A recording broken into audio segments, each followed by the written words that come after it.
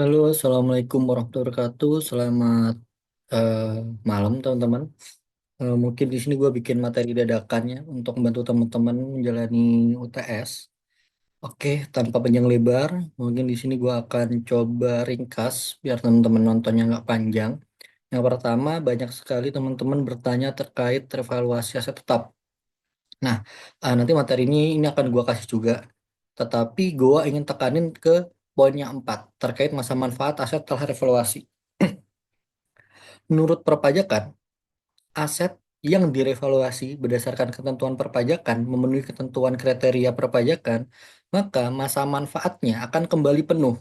Jadi kembali menjadi masa manfaat penuh sesuai dengan kelompok perpajakannya. Misal katakanlah kelompok 28. Ketika di tahun ke-6 direvaluasi, maka di tahun ke-6 itu masa manfaatnya pulih menjadi 8 lagi, 8 tahun lagi.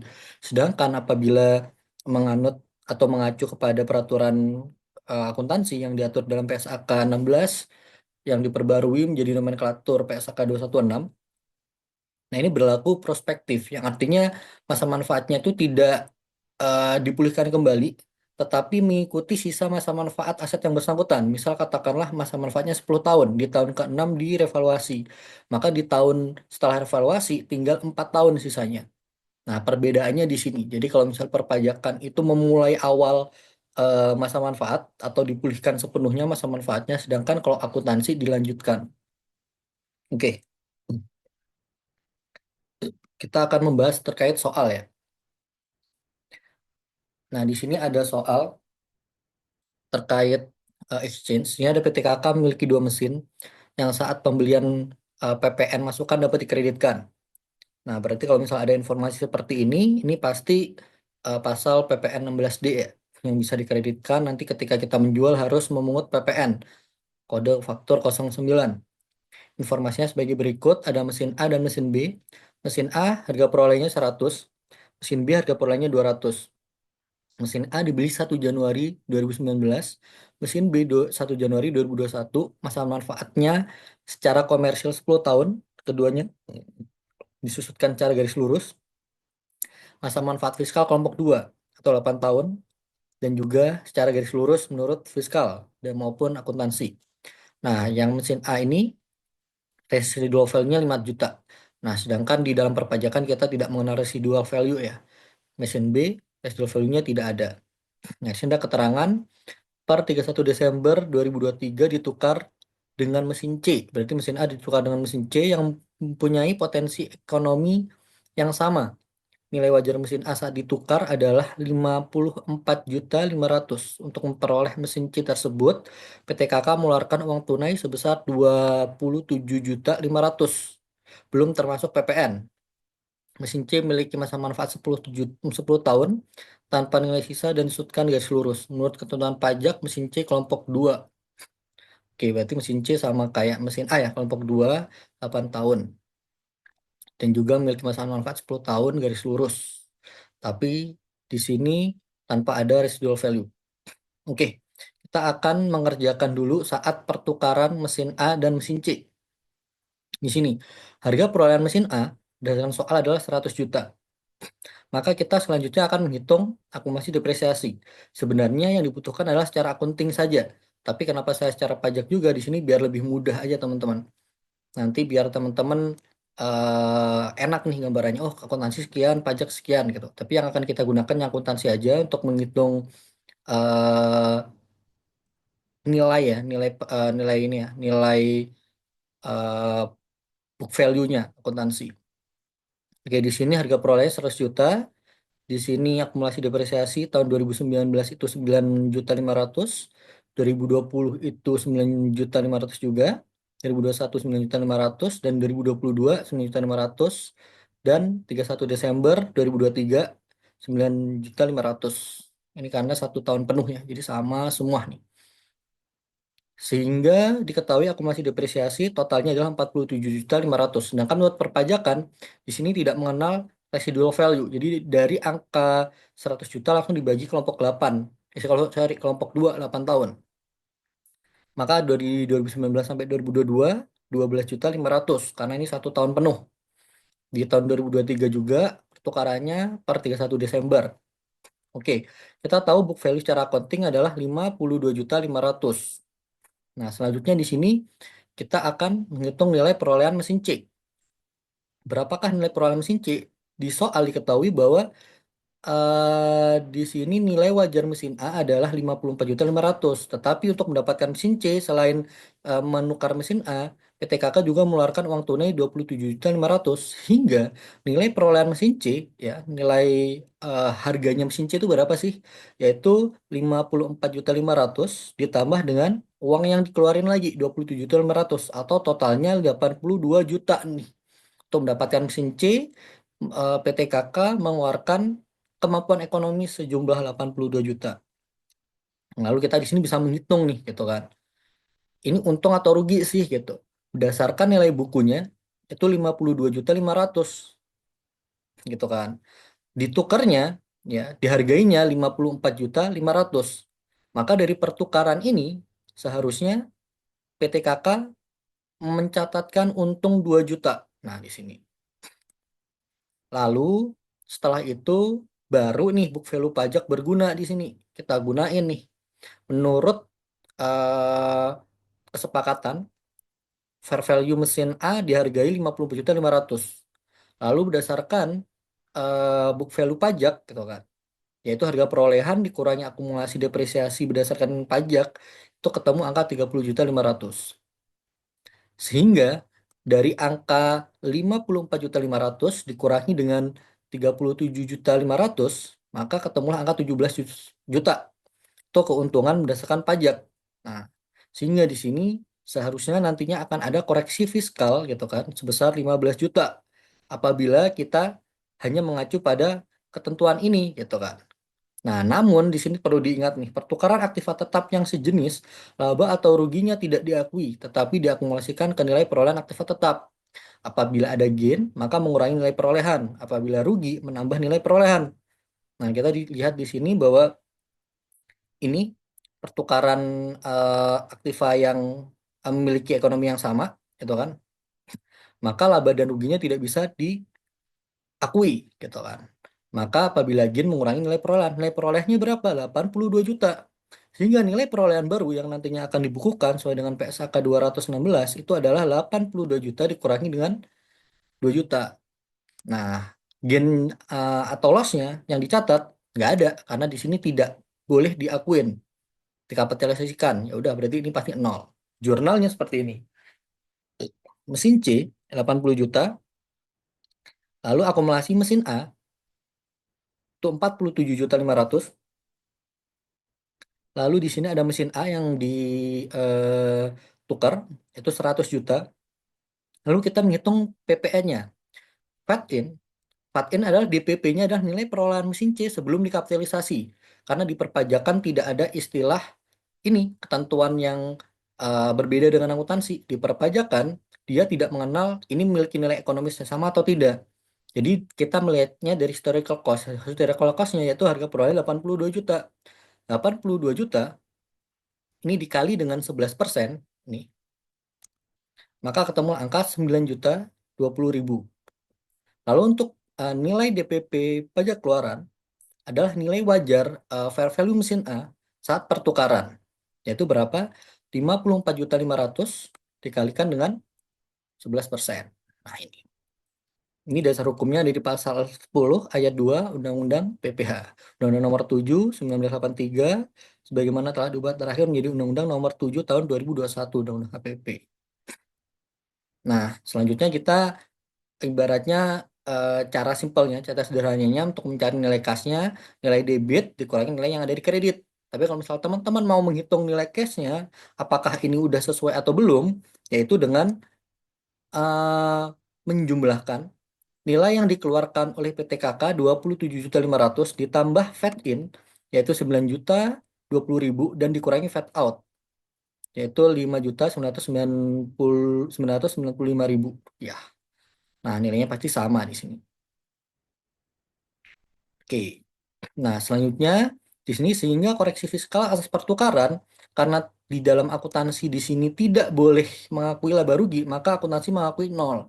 Namun menurut ketentuan perpajakan, gitu kan, Pertukaran aset ini memiliki keuntungan sebesar 7 juta rupiah, 17 juta rupiah. Maka di sini akan ada koreksi fiskal positif sebesar 17 juta atas keuntungan pertukaran ini. Nah, nantinya enak, Kak, ini dikenakan pemotongan apa, Kak, gitu. Nah, ini tidak dipotong PPh ya, namun ini nantinya akan diungkapkan dalam SPT tahunan yang nantinya akan dikenakan pasal 17. Oke. Ini sudah selesai. Selanjutnya di soal yang B nih, mesin B. Mereka karena kebutuhan untuk memiliki truk, mesin B ditukar dengan semi truk per 1 Juli 2023. Pertukaran aset memenuhi syarat has commercial substance. Nilai wajar semi truk adalah 300 juta. Nilai wajar mesin B tidak diketahui, namun disepakati PT KK harus mengeluarkan uang sebesar 170 juta belum termasuk PPN. Semi truk secara komersial disudkan garis lurus 10 tahun tanpa nilai sisa. Truk termasuk kelompok 2 dan untuk tujuan pajak disudkan garis lurus. Oke. Berarti untuk depresiasinya di sini ketentuannya masih sama ya, masih mirip-mirip lah kelompok 2 dan garis lurus. Nah, di sini perbedaannya pertukaran ini memiliki nilai substansi komersial. Gitu kan. Nah, di sini kita tidak diketahui nilai wajar mesin B, tapi di sini kita diketahui nilai wajar semi truk, yaitu 300 juta nih gitu kan. Lalu kita juga harus mengeluarkan uang 170 juta gitu. Oke, kita coba untuk hitung nih secara secara matematis saya udah tahu ya. Oke, nilai semi truk 300 juta nih gitu kan. Berarti kita ngeluarin 170 juta. Oh, kurang lebih nanti ada 130 juta nih gitu kan. Tapi kita coba untuk perhitungkan di sini. Harga perolehan mesin B menurut soal adalah 200 juta. Di sini ada perhitungan akumulasi depresiasi menurut akuntansi dan pajak. Karena di sini tidak ada residual value dan masa manfaatnya 10 tahun, maka ya udah 200 juta langsung dibagi 10 tahun gitu kan. Jebret jebret. Nah, 2021 20, 2022 20, 2023 kenapa 10? Karena ini per 1 Juli ditukarnya. Teman-teman harus hati-hati nih. Karena 1 Juli maka harus dikali 6 per 12 dulu atau dikali setengah. Sehingga per Juli hanya 10 juta. Total menurut akuntansi 50 juta. Sedangkan menurut perpajakan 200 juta dibagi 8. Sama nih tahun 2023 di sini karena per 1 Juli dikali 6 per 12. Kayak gitu. Ini kan gue tambahin ini ya. Oke. Nah, lalu sehingga kita bisa mencari book value menurut akuntansi adalah 200 dikurangi 500, 150 juta. Lalu book value berdasarkan ketentuan perpajakan adalah 137.500, dari mana 200 dikurangi 62.500. Nah, di sini kita berbalik nih, kita harus mencari nilai pertukaran mesin B itu berapa gitu kan. Rumusnya nilai wajar semi truk sama dengan nilai pertukaran mesin B plus cash out. Nah, maka di sini pertukaran mesin B sama dengan nilai wajar semi truk dikurangi cash out, tinggal dibalik aja di sini, dipindah nih, di substitusi. Nah, nilai wajar semi truk ada 300, cash out-nya adalah 170. Nah, tadi saya bilang bahwa di sini nilai pertukaran mesin B adalah 130 juta. Nah, di sini kita udah bisa melihat di nilai mesin B itu di pertukaran dihargai 130 juta. Namun menurut catatan akuntansi kita, book value kita adalah 150. Kita memiliki aset mesin sejumlah 150 juta, tetapi dihargai ketika pertukaran hanya 130 juta. Maka secara matematis kita mencatatkan kerugian nih. Nah, ditukarnya 130, tetapi kita catat 150. Secara akuntansi kita rugi 20 juta. Nah, namun menurut perpajakan berbeda. Menurut perpajakan, kita memiliki nilai itu 137.500 ditukar dengan harga 130 juta. Nah, ruginya lebih kecil nih. Ruginya hanya sejumlah 7.500. Nah, di sini ingat nih, pertukaran aktiva tetap yang memiliki commercial substance atau memiliki substansi komersial, selisih pertukaran diakui sebagai laba atau rugi. Nah, maka di sini harus kita catatkan nih. Semi-truknya 300, lalu akumulasi depresiasi mesin B itu 50 juta. Di sini 50 juta. Lalu loss on exchange kita akui sebagai kerugiannya 20 juta. Lalu mesin B yang kita tukar seharga 200 juta berdasarkan nilai awalnya perolehan. Lalu kita menghitung fat in dan fat out. Fat in yaitu DPP nilai perolehan semi truk, yaitu 300 juta dikali 11%. Sedangkan untuk fade out adalah nilai yang dikeluarkan saat pertukaran mesin C.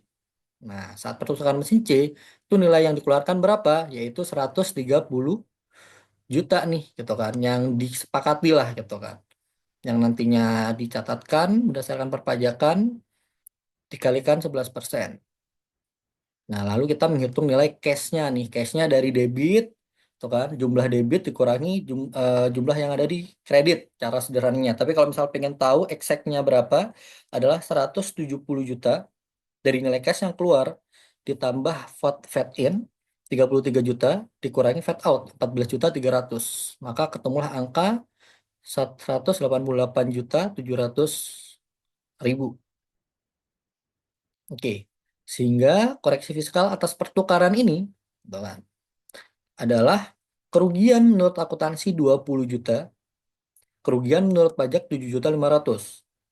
Apabila biayanya berkurang, maka penghasilan semakin tinggi. Penghasilan semakin tinggi, pajaknya semakin tinggi, gitu kan. Nah, ketika pajaknya semakin tinggi, maka koreksinya positif. Sehingga di sini koreksinya positif 12 juta 500. Kayak gitu. Nah, di sini selanjutnya di soal yang B kita mencatatkan koreksi fiskal untuk tahun 2023 dan 2024. Ya udah dari nilai yang ada di atas ini kira-kira yang menimbulkan koreksi fiskal adalah pertama depresiasi nih mesin A. Mesin A tahun 2023 itu berdasarkan akuntansi 10, berdasarkan pajak 12,5, lebih tinggi gitu kan. Sorry. Itu mesin B tadi ya. Berarti kalau misal mesin A atasnya lagi nih. Mesin A berdasarkan akuntansi 9.500.000, berdasarkan perpajakan 12.500.000. Maka di sini kan ada koreksi fiskal negatif karena biayanya semakin gede. Sejumlah selisihnya 3 juta. Lalu kita catatkan yang di sini gain or loss exchange untuk mesin A dan mesin C, yaitu menurut akuntansi 0 dan menurut perpajakan 17 juta. Sehingga koreksi fiskalnya di sini positif 17 juta gitu kan. Karena sifatnya ini gain, penghasilan. Penghasilan menurut pajaknya 0, menurut menurut akuntansi 0, menurut perpajakan 17 juta. Ketika penghasilan meningkat, pajak meningkat, koreksinya positif. Selanjutnya di sini depresiasi expand mesin B. Nah, baru yang ini. 2023 adalah 10 juta nih. 10 juta, lalu menurut pajak 12.500.000. Koreksinya negatif 2.500.000. Lalu selanjutnya kita masukkan yang gain or loss exchange mesin B dengan semi truck, yaitu menurut akuntansi kita rugi 20 juta. Menurut perpajakan kita rugi 7.500.000 gitu kan. Nah, kita tinggal pindahkan saja ini ke sini. Nah, selesai. Lalu untuk tahun 2024, teman-teman harus hati-hati karena mesin A dan mesin B udah hilang, tinggal mesin C dan semi truck. Nah, untuk semi truck, ya udah, nilai semi trucknya berapa? Nilai semi trucknya adalah di sini kita akuin semi truck itu 300 juta di sini. Sorry, mesin C dulu ya. Mesin C dulu. Mesin C dulu itu kita akui menurut ketentuan akuntansi itu 80. 80 dibagi dengan 10, yaitu 8 juta. Namun besar ketentuan perpajakan berbeda. Ketentuan perpajakan adalah dasarnya itu adalah 82 juta. Nah, karena di perpajakan tadi tidak mengenal istilah yang ini. Ketika apa namanya sejenis dan tidak sejenis gitu. Pajakannya udah dari 8.200.000 dibagi dengan 8 nih gitu. Temulah 10.250. Karena berdasarkan perpajakan depresiasinya lebih tinggi, maka di sini koreksinya negatif. Karena biayanya semakin besar, penghasilan semakin kecil, pajaknya menurun. Koreksinya negatif. Nah, lalu di sini teman-teman, untuk yang semi truck di sini 300 juta dibagi dengan 10, yaitu 30 juta. Lalu menurut ketentuan perpajakan, 300 juta dibagi dengan 8, yaitu 37.500. Nah, karena menurut perpajakan lebih tinggi depresiasinya, maka koreksinya negatif. Seperti itu, teman-teman. Oke, kita next ya.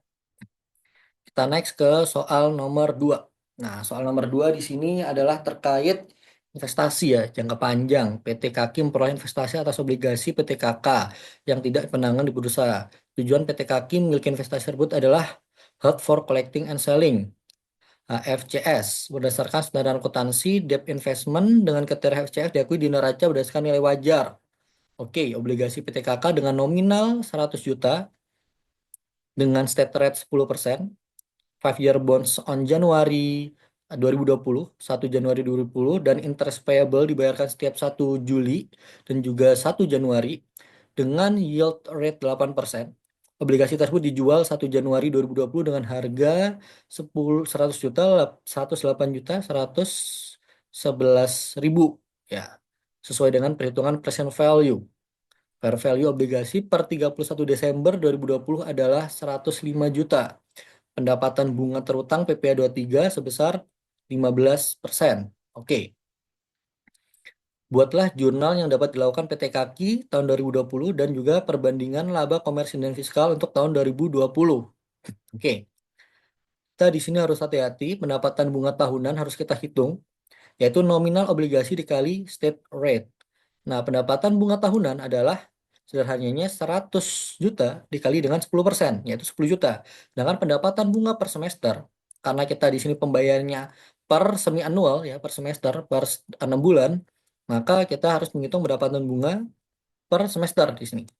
Nah, ini typo ya, bunga. Nah, kalau misal kita pengen ngitung per semester, tinggal dikali 6 dibagi 12 atau dikali setengah. Selanjutnya, terkait amortisasi premium obligasi. Nah, di sini nilai premiumnya berapa? Nilai premiumnya adalah yang saat dijual itu nilainya 108, 111 ribu. Nah, sedangkan nilai parnya, nilai nominalnya adalah 100 juta.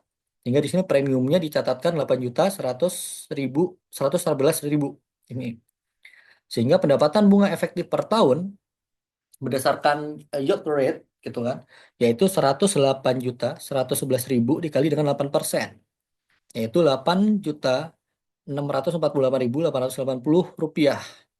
Nah, sedangkan kalau misalnya pendapatan bunga efektif per semester tinggal dibagi 2 atau dikali 6 per 12, yaitu 4, 3, 2, 4, 4, 40.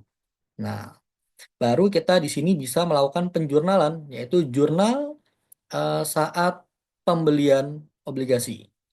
Yaitu di sini kita menjurnalkan debt investment sebesar 108 juta 111 ribu terhadap cash, karena pembeliannya berdasarkan cash di sini.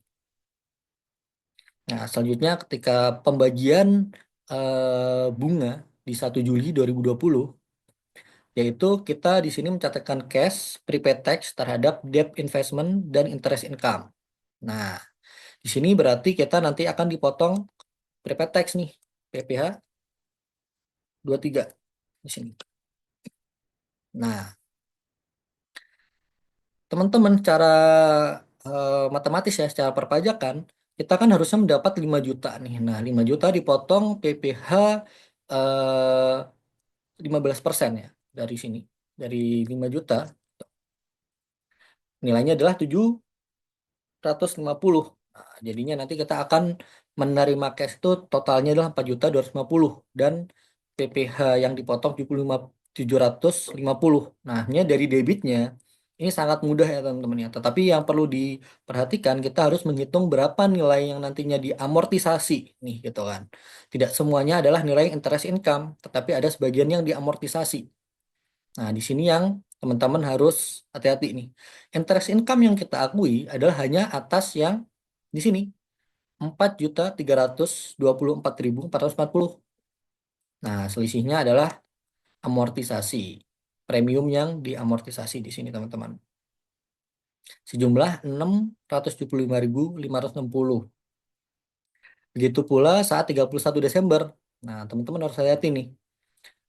Karena tadi di sini kita udah amortisasi sejumlah 675.560, maka di sini dasar perhitungan bunga efektif per 31 Desember ya, di sini berubah teman-teman. Yaitu dari 108, 111 ini dikurangi dengan 65675.560. terus dikali 8%, dikali 6/12. Ketemulah angka 4297,418. Nah, untuk yang nilai di debitnya, teman-teman, di sini, ini masih sama, yaitu 4250 yang harusnya nanti akan kita terima di 1 Januari. Nah, lalu PPh yang akan dipotong adalah 750. Nah, di sini teman-teman. Nah, di sini itu ini disputable ya. Kemarin tuh ada yang tanya, Kak, ini kenapa nggak dipotongnya di Januari? Nah, silahkan. Kalau teman-teman dipotongnya di Januari, berarti asumsinya di 31 Desember nggak ada pemotongan. Itu interest rate-nya full, yaitu 5 juta.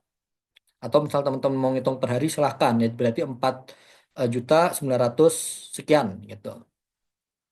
Kita di sini cara yang sederhana dulu aja. Nah, sedangkan interest income yang kita akui adalah sejumlah nilai di sini 4297418 dari nilai 108 111 ini 111.000 dikurangi dengan nilai yang sebelumnya udah diamortisasi. Nah, jadinya di sini nilai amortisasi per 31 Desember adalah selisihnya 5 juta dikurangi 4.297.418 yaitu 702.582 di sini. Nah, sehingga nilai yang tercatat per 31 Desember 2020 itu berapa? Oke, kita harus mengetahui nih, fair value obligasi adalah 105, gitu kan. Nah, maka nilai yang nantinya kita catat adalah nilai di sini. Nilai 108.111.000 ini dikurangi dengan amortisasi, yaitu 675.560 dikurangi dengan amortisasi 31 Desember. Dikurangi dua kali amortisasi, 1 Juli 2020 dan 31 Desember 2020. Sehingga di sini nilainya adalah 106.732.588. Nah, di sini penurunan nilai wajarnya adalah dari 106.732.858 menjadi 105 adalah 1.732.858. Nah, ini nantinya akan kita catatkan unrealized holding loss equity. Nah, ini catatnya di OCI ya. OCI itu bagian equity. Nah, terhadap fair value adjustment. Nah, ini karena unrealized ini dibebankan ke equity atau CI, maka tidak terdapat dalam akun laba rugi yang nantinya akan direkonsiliasi secara fiskal. Jadi ya, unrealized ini eh, tidak perlu ada koreksi sama sekali. Karena dapat dibebankan dalam laba rugi komersial bila tujuan investasi adalah trading oriented atau available for sale. Nah, di sini kita hanya mencatatkan koreksinya atas interest income saja. Interest income-nya berapa? Interest income-nya tinggal dijumlahin aja. 4324440 dijumlah dengan 4297418. Nah, sini,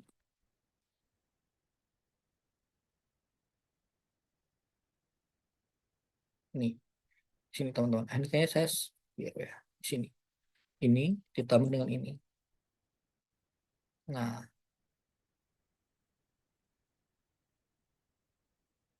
ini minus ya. Nah, ini sifatnya sorry, income ya. Income itu positif berarti nggak perlu di minus. Oke. Nah, baik di dalam akuntansi dan perpajakan sama-sama mengakui interest income ini sebagai penghasilan. Jadi tidak ada koreksi fiskal. Oke, kita lanjut next ke soal nomor 3. Nomor 3 di sini juga terkait investasi, teman-teman. Tanggal 1 Juli 2020, PT KA membeli saham PT KI yang non-go public sebesar 22 juta, sorry, 22 miliar.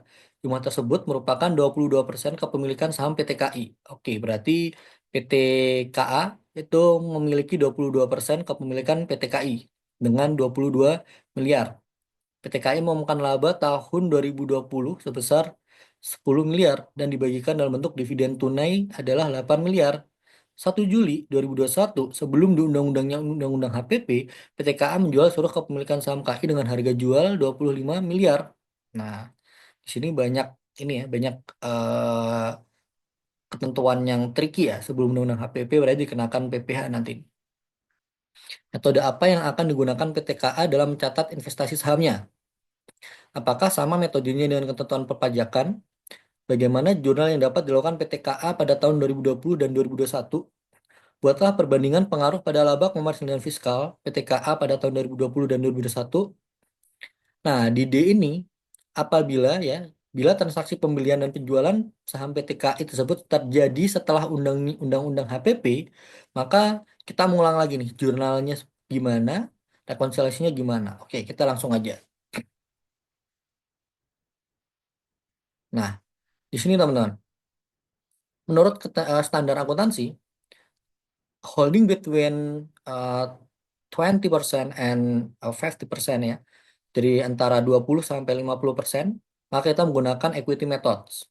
Nilai investasi saham investor dipengaruhi laba rugi investi sesuai dengan porsi kepemilikan. Income dicatat saat diperolehnya laba investi, gitu kan. Nanti akan catat sebagai investment income. Dengan menurut ketentuan perpajakan, karena kita menganut cost method, maka nilai investasi diukur sebesar harga perolehan saat dibeli. Nilai investasi dipengaruhi laba rugi investi. Income dicatat ketika dividen dibagikan, yaitu menganut asas realization. Jadi ketika dividen atau penghasilan itu direalisasikan. Kalau misal diumumkan belum ada pencatatan. Maka di sini, sorry, kalau misal belum diumumkan belum ada pemotongan gitu. Kan di dalam perpajakan nggak ada pencatatan ya. Jadi perpajakan itu mengacu pada akuntansi keuangan. Oke, jurnal saat pembelian pada tahun 2020, equity investment terhadap cash sejumlah 22 miliar. Lalu saat pengumuman laba, laba diumumkan berapa? 10M. Laba diumumkan. Pemilikan PT KA berapa? 22% nih. Kita memiliki saham PT KI. Sehingga dari 10M, PT KA itu dapat menjurnalkan investment income sejumlah 22%. Maka di sini equity investment akan bertambah 2,2 miliar terhadap investment income 2,2 miliar di sini. Nah, ini belum terrealisasi, teman-teman. Nah, selanjutnya saat pembagian dividen nih.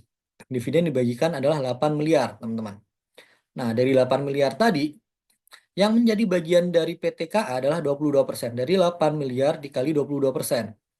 Maka total pembagian dividen cash ya di sini sebesar 1M 760 juta. Nah, untuk pencatatan akuntansi menggunakan metode equity gitu kan, ketika pengumuman laba itu diakui sebagai laba di sini. Income mencatat saat diperolehnya laba investi. Nah, ketika pembagian dividen, maka nilai ini, nilai yang nantinya akan dicatat sebagai penghasilan, gitu kan, yang menjadi nilai pembagian adalah mengurangi nilai equity investment. Sehingga equity investment dikredit sejumlah 100 miliar 760. Nah, karena di sini ada income tax, dividen, PPh 23 sebelum undang-undang HPP, hmm, sebelum nilainya 15%, maka dari 176 ini di 60 dikurangi, sorry, dikali 15%, jadi 264. Nah, nilai ini mengurangi nilai cash yang diterima, sehingga cash yang diterima hanya 149600000. Nah, selanjutnya di sini pada tahun 2021 seluruh sahamnya dijual nih gitu kan dengan harga 25 miliar. Nah, berdasarkan ketentuan akuntansi gitu kan. Akuntansi itu menganut asas eh, nilai wajar ya, fair value gitu, fair value accounting. Yang artinya nilainya itu ngikuti gitu. Nilainya itu mengikuti keadaan setiap tahunnya berdasarkan nilai wajar per tahunnya. Jadi ngikut nih kondisi sekarang nilainya berapa. Nah, ketika dijual 25M, itu ketika kita menerima duit 25M, maka nilai yang nantinya akan menjadi dasar penjualan atau HPP-nya adalah nilai yang terbawa nih. Dari 22 miliar ditambah dengan 2,2 miliar, yaitu 24,2 miliar, dikurangi nilai ini, nilai 1,761 miliar 760 juta. Nah, nilainya di sini adalah 22 juta 440, sorry, 22 miliar 440 juta. Nah, selisihnya baru diakui sebagai gain on sale of income investment. Gain on sale on investment. Kok income investment ya? On investment. Tuh. Nah, di sini perbedaannya pertama di investment income dan dividen income. Nah, menurut ketentuan akuntansi tadi ketika pengumuman laba diakui sebagai income nih, investment income. 2,2 M. Sedangkan menurut perpajakan nol, karena perpajakan nggak boleh nih diumumin udah di pajak ini, yang dipajakin ketika nanti direalisasi nih sama kayak biaya. Maka menurut perpajakan nol, koreksinya negatif 2,2 M. Nah, tetapi ketika saat pembagian dividen, gitu kan, menurut akuntansi nggak ada nih catatan dividen income. Tetapi dalam perpajakan akan dicatat sebagai dividen income nih ketika dibagikan. Berapa nilainya? 1.760.000.000. Nah, koreksinya positif 1.760.000.000. Untuk perpajakan nih akan dikenakan nih berapa pajaknya? Yaitu 15%. 264 juta nih. Di tahun 2021 juga demikian. Nah, di sini untuk akuntansi catatkannya keuntungannya 2 juta 2.560.000.000. Sedangkan menurut perpajakan karena historical cost, maka sederhana dari nilai 25 miliar yang dijual itu nilai dasarnya adalah 22 M. Sehingga keuntungannya 25 dikurangi 22 yaitu 3 M di sini keuntungannya. Pakai nilai harga perolehan awalnya. Jadi nilai jual dikurangi nilai perolehan awalnya keuntungannya 23 M. Nah, sehingga selisihnya adalah koreksi fiskal nih. Karena nilai akuntansi itu gainnya 2,22 M 560.000.000 untuk perpajakan 3 M, maka labanya meningkat kan. Gain on sale-nya semakin tinggi, koneksinya positif. Nah, kalau teman-teman nggak, total ya, total koreksi fiskal di tahun 2020 dan 2021 pasti nol nih totalnya. Nah, ini yang disebut dengan beda waktu, teman-teman. Nol kan di sini. Beda waktu itu pasti selisihnya nol, tapi hanya akan beda di periode-periode tertentu. Kayak gitu, teman-teman. Nah, lalu bila transaksi ini terjadi setelah adanya HPP, itu pengaruhnya hanya di sini, di dalam saat pembagian dividen. Nah, saat pembagian dividen kita nggak kenakan PPh 23.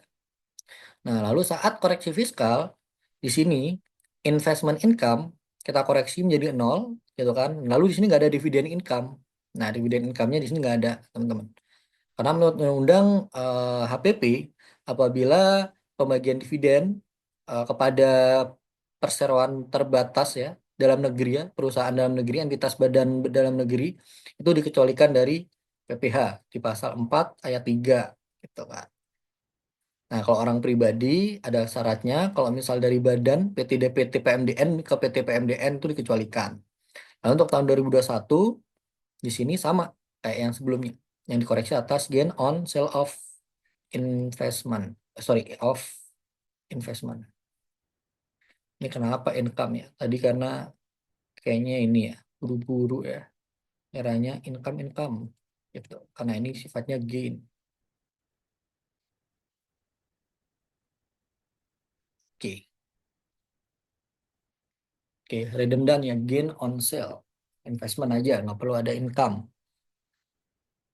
Oke, kita selesai soal nomor 3, selanjutnya kita nomor 4. Soal nomor 4, di sini soalnya agak tricky. Untuk mempromosikan penjualan produk X gitu kan, PT KGK memberikan hadiah atau premium. Nah, hadiah atau premium ini disebut dengan Y gitu kan, barang produk Y bagi pembeli produk X gitu kan. Jadi intinya ketika nanti kita beli produk X, kita boleh mendapatkan produk Y nih dengan syarat tertentu. Pada tahun 2023 telah terjual 300.000 produk X dengan harga per unitnya tuh 30.000.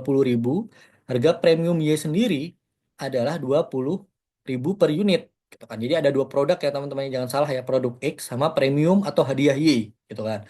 Produk X dan produk Y. Tapi kita sebut produk Y ini sebagai premium Y gitu kan.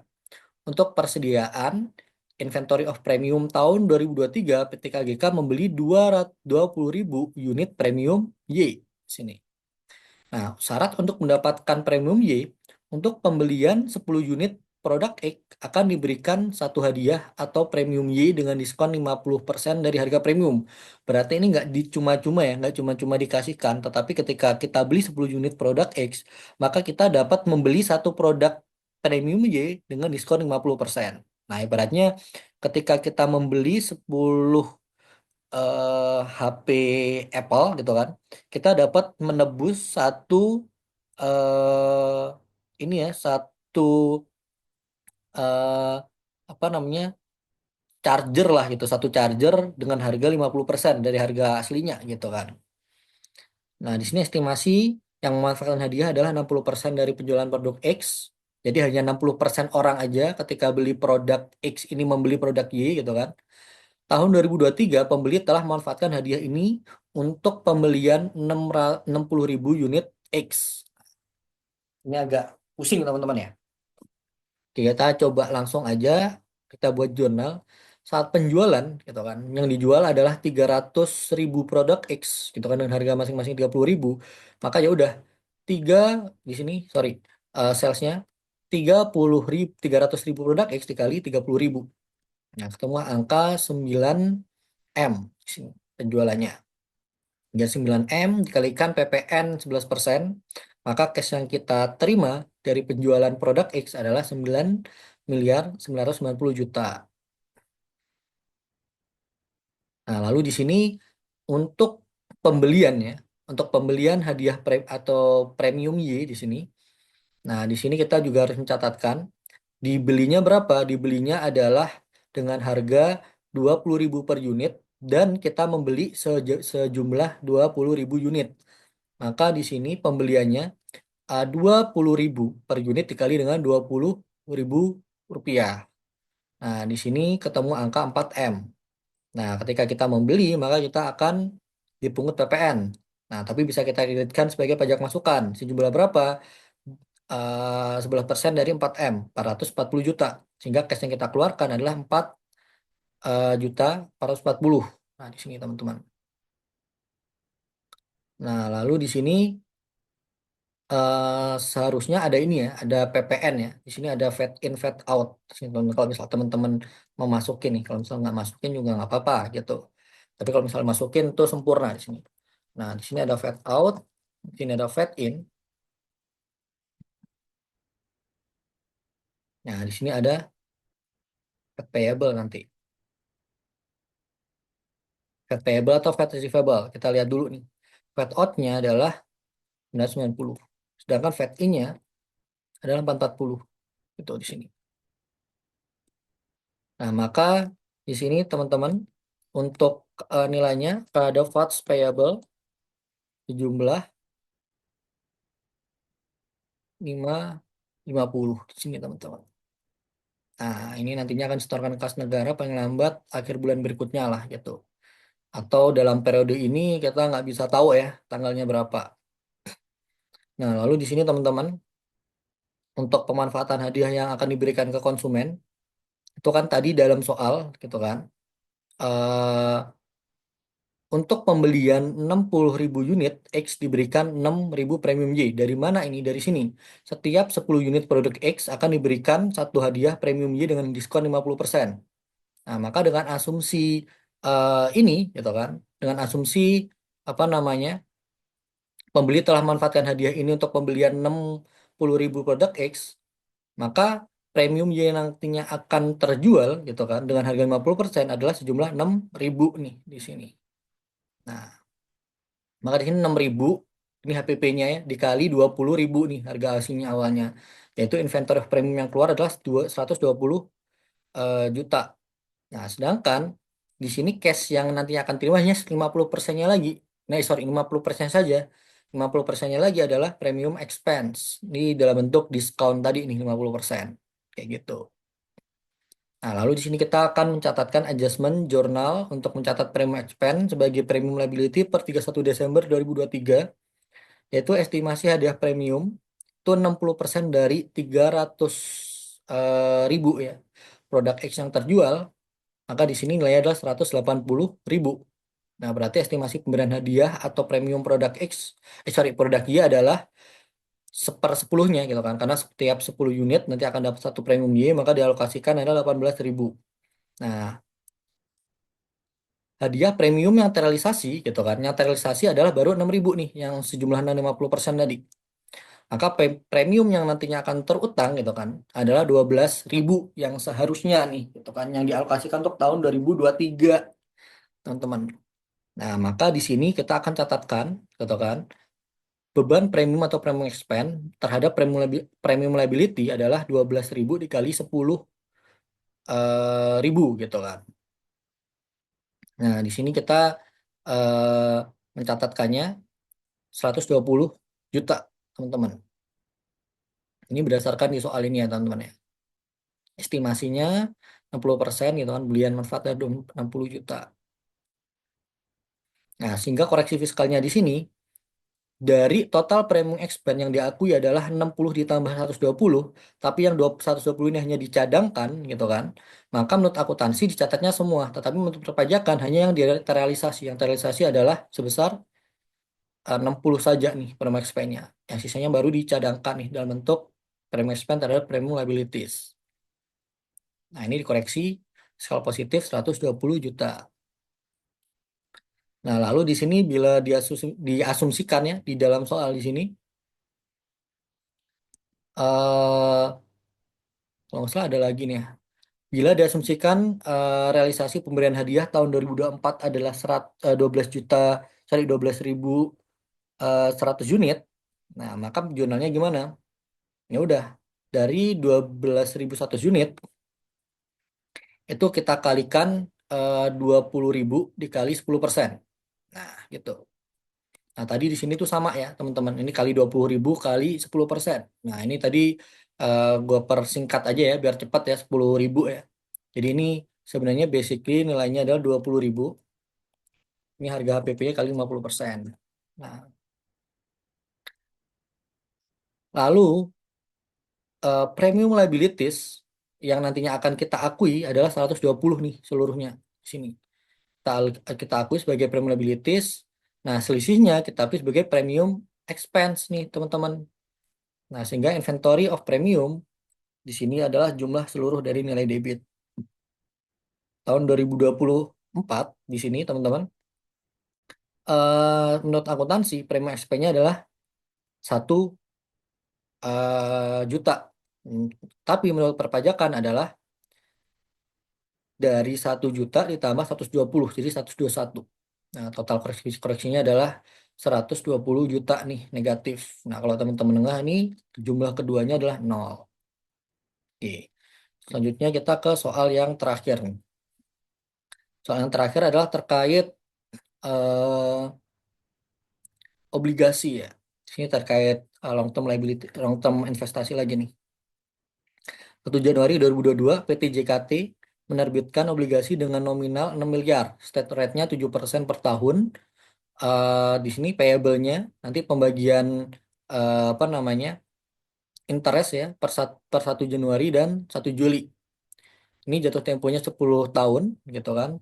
Saat diterbitkan obligasi dijual dengan harga 5,592,240 nih gitu kan.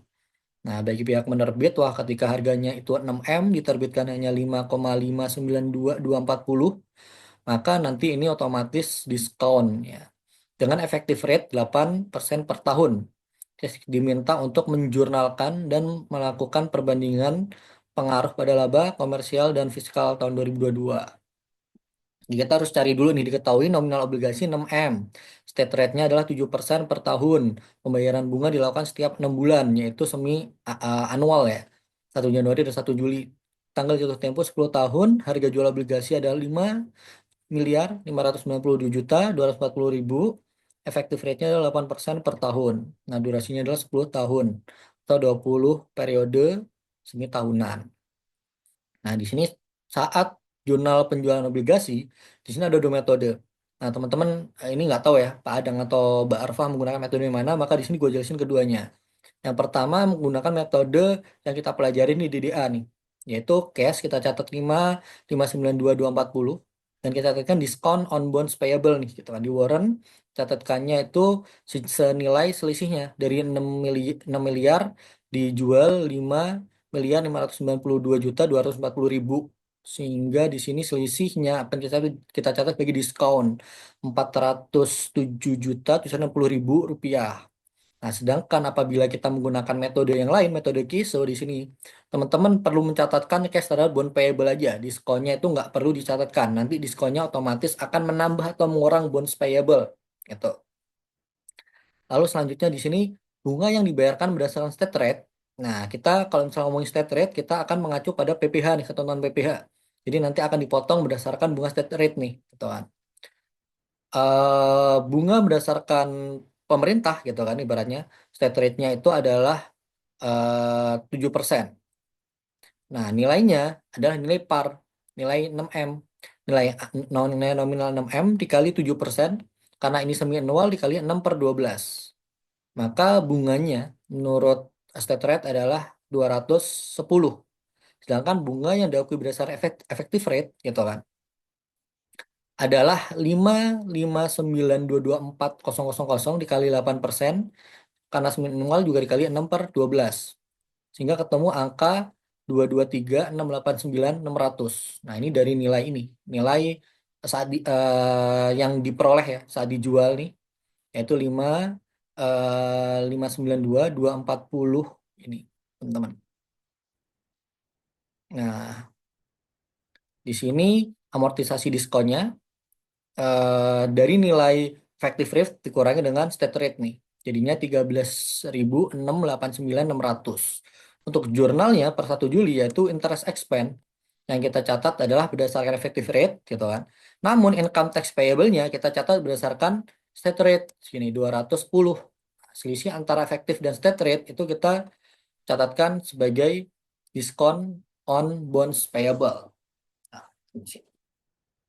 Nah, teman-teman di sini bisa menggunakan metode book carrying value juga nih, gitu kan. Misal teman-teman eh, apa namanya mau menggunakan metode ini silahkan. Yaitu book carrying value itu diketahui dari nilai nominal 6M dikurangi nilai unamortized diskon yaitu 407.760 yaitu 5,592.240. Nah, ini nantinya akan diperhitungkan effective rate menjadi dasar perhitungan effective rate sama kayak yang sebelah dikali eh, 8% terus dikali 6 per 12. Nah, di sini.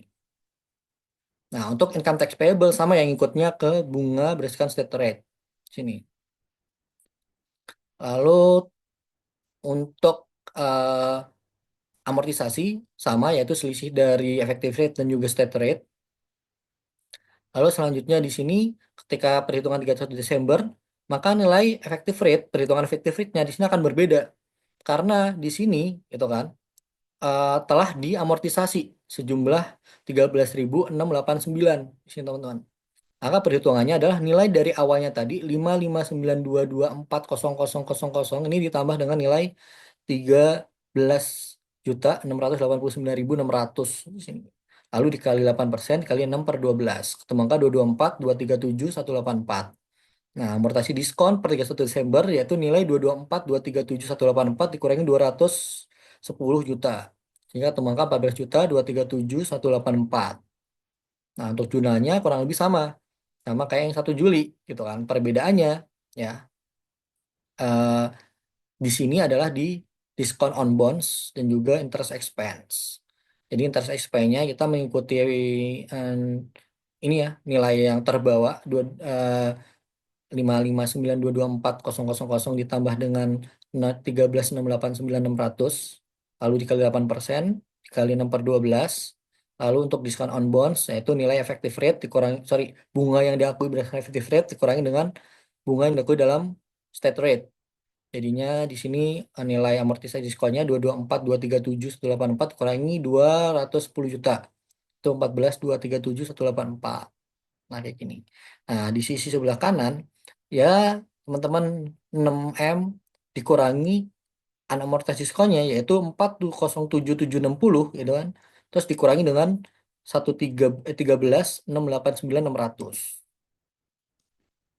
Nah, ini dasar perhitungan effective rate nih 5 eh, miliar 605.929.600. Nah, ini nanti akan dikalikan 8% dikali 6 per 12. Nah, ini nilainya sama ya teman-teman ya, kiri dan kanan ya.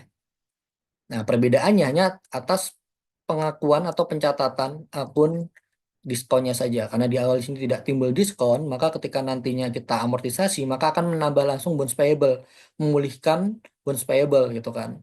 Sedangkan di awal bonds payable-nya dicatat penuh yang ini. Sehingga pemulihannya hanya atas amortisasi atas diskonnya saja. Jadi diskonnya dihabisin terus nih sampai digerus sampai habis. Ketika jatuh tempo pasti diskonnya nanti nol. Sedangkan untuk yang sisi kanan bonds payable-nya awalnya eh, sesuai dengan nilai jual 5M 5,5 M 92.240. Nanti setiap semi annualnya itu akan bertambah berdasarkan amortisasi sehingga di akhirnya nanti akan menjadi nilai penuh nih 6M gitu. Nah, di sini untuk koreksi fiskalnya, cash interest expense berdasarkan akuntansi dan menurut perpajakannya gitu kan. Ini nilainya sama, teman-teman. Diakuin semuanya, yaitu 447, 926, 784. Seperti ini. Oke.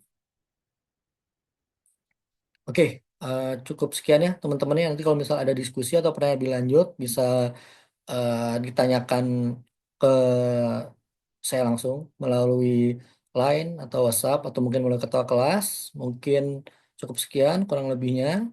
Saya mohon maaf. Semoga ujiannya lancar. Semuanya diberikan kemudahan. Jangan lupa berdoa. Jangan lupa banyak latihan. Tetap fokus gitu kan. Kalau misalnya nanti soalnya ada yang tidak jelas, tolong tetap dikerjakan berdasarkan asumsi teman-teman ya yang telah kita pelajarin lah sebelumnya gitu. Jadi teman-teman jangan sampai dikosongin. Itu aja titipan dari gua. Kurang lebihnya, mohon maaf. Wassalamualaikum warahmatullahi wabarakatuh. Terima kasih.